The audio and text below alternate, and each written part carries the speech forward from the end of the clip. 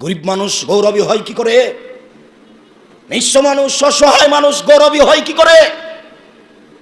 তখন আমি বলেছি, গরিব মানুষ তাকে বাজারে কম দামের মাছ কিনতে হবে, সে বাজারে গিয়ে বেশি দামের মাছ কিনেছে, সে তার সংসার কুলাতে পারবে না, কর্জ নিতে হবে, কর্জের চাপে এলাকা ছেড়ে দিবে এক সময়ে।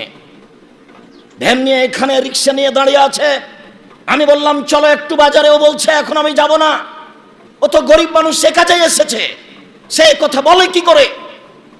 বৃষ্টিতে পাকা ধান নষ্ট হয়ে যাচ্ছে, আমি পাড়ার গরিব মানুষকে বললাম ধানগুলি কেটে দাও, ও বলছে দুদিন কাজ করব না।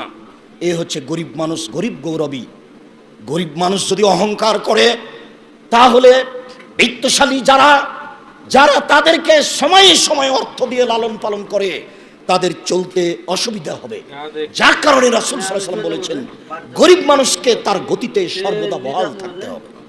যখন গরিব মানুষ তার গতিতে বহাল থাকবে না, তখন এক শ্রেণীর মানুষ কষ্ট পাবে, কাজে সফল হতে পারবে না, একটার কারণে আরেকটা ঘটে যাবে। তাই গরিব মানুষের সাথে যদি অহংকারী হয়, আল্লাহ বিচারের মাঠে তার সাথে কথা বলবে।